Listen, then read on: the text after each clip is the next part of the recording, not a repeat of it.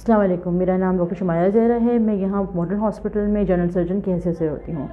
آج میں آپ کو پیری اینل ڈیزیزز کے بارے میں تھوڑی سی آگاہی دینا چاہوں گی. پیری اینل ڈیزیزز کے اندر پیشنٹ جو ہمارے پاس آتے ہیں وہ زیادہ تر قبض کی شکایت سے، جو کہ بہت جنرل مسئلہ ہے ہماری جنرل پبلک کا. کانسٹیپیشن یعنی قبض کے ساتھ آتے ہیں. اس کے علاوہ خون کا آنا پخانے کے ساتھ، چاہے وہ قبض کے ساتھ ہو یا قبض کے بغیر ہو. اس کے علاوہ کوئی سوجن پخانے کی جگہ سے اپیئر ہونا. ٹھیک ہے. اس کے علاوہ بھی اور بھی پیشنٹ یہ بھی بتاتے ہیں کہ ان کو پخانے کے اطراف کوئی سوجن بنی ہے جہاں سے مواد کا اخراج ہوا اور وہ خود بخود سیٹل ڈاؤن ہو گئی، خود بخود مواد وہاں سے نکل گیا اور وہ دب گئی. ان سب کنڈیشنز کے اندر آپ کو چاہیے کہ آپ اپنے ڈاکٹر کو رجوع کریں، کیونکہ یہ سب کنڈیشنز کسی نہ کسی ڈیزیز کی وجہ سے ہوتی ہیں. ٹھیک ہے. اور یہ بھی میں آپ کو بتا دوں کہ ضروری نہیں کہ ہر ڈیزیز کے اندر، ہر سمٹم کے اندر یا ہر ڈیزیز کے اندر ہمیں آپریشن کی طرف ہی جانا پڑے. خون اگر پخانے کی جگہ سے آ جائے تو ہمیں آپریشن کی طرف جانا پڑے. اس سے ڈر کر لوگ اپنی بیماری کو چھپا لیتے ہیں اور ادھر ادھر ڈائیورٹ ہو جاتے ہیں. حکیمی علاج، کوئی اور دوائیاں وغیرہ اسٹارٹ کرتے ہیں، جس کی وجہ سے ان کی ڈیزیز بڑھ جاتی ہے، ان کی بیماری بڑھ جاتی ہے اور پھر بعد میں ان کو الٹیمیٹلی سرجری کی طرف جانا پڑتا ہے، لیکن وہ بھی ایکسٹینسو مطلب تھوڑا زیادہ بڑی سرجری کی طرف جانا پڑتا ہے. ٹھیک ہے. ہم اس کمپلیکیشن کو بچا سکتے ہیں اگر ہم چاہیں تو.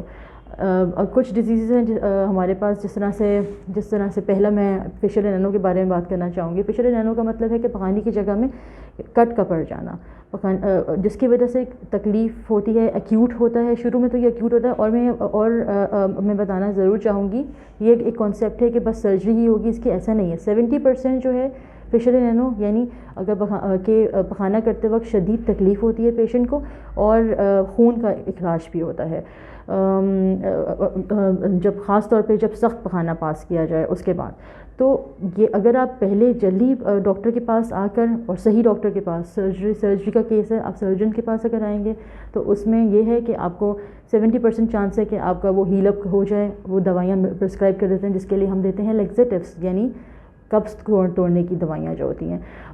ڈائٹ کا آپ کو بتاتے ہیں، ڈائٹ آلٹریشنز ہوتی ہیں جس سے قبض ہمارے پاس کم ہو. جیسے ہم اسپغول کا استعمال ہے، سلاد کا استعمال ہے، سبزیاں اور پھل اسکن کے ساتھ یعنی چھلکے کے ساتھ کھائیے.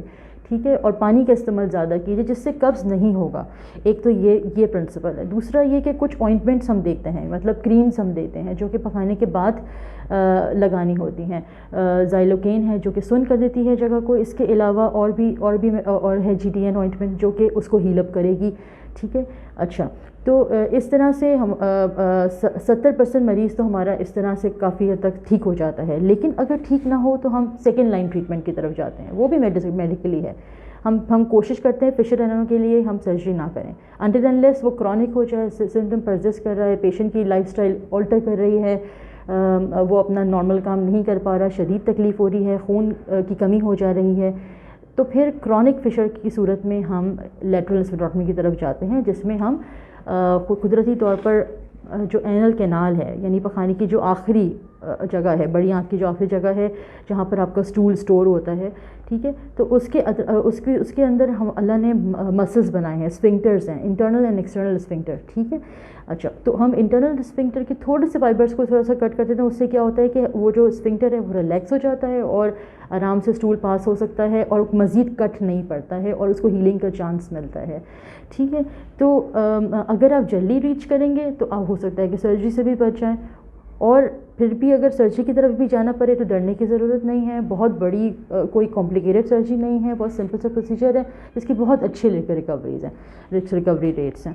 دوسری ڈیزیز جو ہم ڈسکس کرنا چاہیں گے وہ ہے پیری اینل ایبسسس. اب پیری اینل ایبسسس ہمارے پاس اس طرح سے پریزنٹ کرتے ہیں.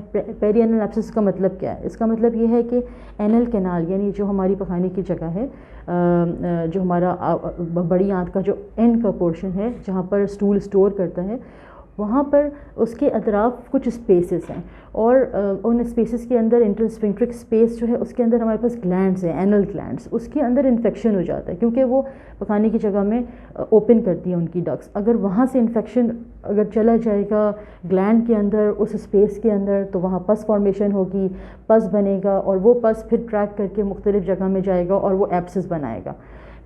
اب پیری اینل ایبسسس کے اندر ہمارے پاس انٹراسفنکٹرک ایبسسس ہیں، سب میوکوزل ایبسسس ہیں، سپرالیویٹر ایبسسس ہیں، ٹھیک ہے، ایشیوریکٹل ایبسسس ہے، پیری اینل ایبسسس ہیں، ٹھیک ہے، مختلف جگہ کے مطلب ایبسسس ہیں.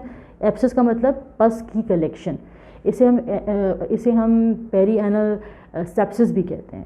اگر آپ اس کو نہ ٹریٹ کریں، اور یہ بھی میں بتا دوں کہ ایبسس کو بہت سارے کلینیشنز جو ہوتے ہیں، سوجن ہو گئی ہے، سمپل کلینیشن کے پاس چلے گئے، ڈاکٹر کے پاس چلے گئے، اینٹی بایوٹک اسٹارٹ ہو گئی، سوجن ہے وہ ٹھیک ہو جائے گی، کچھ عرصے میں ہفتہ بھر پیشنٹ ٹریٹ کرتا رہتا ہے، اینٹی بایوٹک کھاتا رہتا ہے، اور لیکن فرق نہیں پڑتا ہے، کیونکہ ایبسس یعنی پس کی کلیکشن اگر کہیں پر بھی باڈی میں، ادھر کے علاوہ بھی کہیں اور بھی اگر بن گیا ہے، پس بن گیا ہے، مواد کا دانہ بن گیا ہے، اس کا ٹریٹمنٹ سمپل سرجری ہے، اس کے علاوہ دوائی سے علاج نہیں ہے، دوائی اس کے بعد استعمال ہوگی، ٹھیک ہے.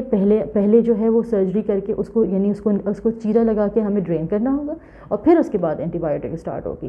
اس بات کا آپ کو خیال کرنا ہے. بلا وجہ میں پیشنٹ مس گائیڈ ہوتا ہے، بڑھا لیتا ہے اپنے انفیکشن کو، خون میں انفیکشن چلا جاتا ہے بلا وجہ. تو اس کو چاہیے کہ پہلے ڈاکٹر کے پاس ریچ کرے تاکہ اس کو چھوٹے سے چھوٹا سرجری کے اندر اس کا کام ہو سکے. دوسری بات یہ کہ اس کے لیے بھی آپ کو نہیں ڈرنا ہے. اس میں بھی یہ ہے کہ ہمارے پاس 2 ایبسسس تو اس طرح سے ہیں کہ وہ باہر ہی نمایاں ہو جاتے ہیں، جس کو ہم انسیجن لگا کے اور ڈرین کر دیتے ہیں. کچھ ایبسس ایسے ہیں جن کی ٹریکس ایسے ہیں، جس طرح ہمارے پاس سپرالیویٹر ایبسسس ہیں، انٹراسفنکٹرک ایبسسس ہیں، سب میوکوزل ایبسسس ہیں. ان کو ہمیں پخانے کی جگہ کے اندر سے نک لگانا ہوتا ہے اور ہم ڈرین ٹیوب ڈالتے ہیں، ٹھیک ہے.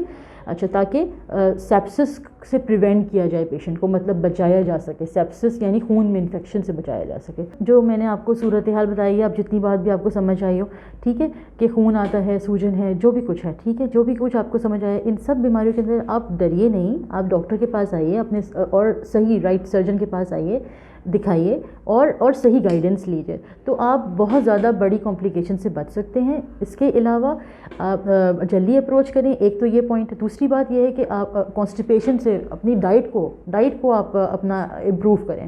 پانی کا استعمال زیادہ کریں، سبزیاں پھل زیادہ کھائیں، اسکن کے ساتھ کھائیں. کھیرا ہے تو اس کی اسکن مطلب چھلکے کے ساتھ سبزیاں کھائیں، ٹھیک ہے، وہ والی کھائیے. سلاد کو اپنے غذا میں شامل کیجیے. چکی کا آٹا استعمال کیجیے، وائٹ آٹا اور بیکری کے آئٹمس، وائٹ جو آٹے کی چیزیں ہوتی ہیں، پیزاز وغیرہ، برگرز، یہ سب کچھ سے اوائڈ کریں، ٹھیک ہے. تو اس سے جتنا آپ یہ سب کچھ کریں گے، کانسٹیپیشن سے پریونٹ کریں گے، اپنے آپ کو پانی زیادہ لیں گے، اتنا ہی آپ ان سب بیماریوں سے بچ سکتے ہیں، ٹھیک ہے. اور جلدی ڈاکٹر کو رجوع کریں. بس میں یہی کہنا چاہوں گی. Thank you.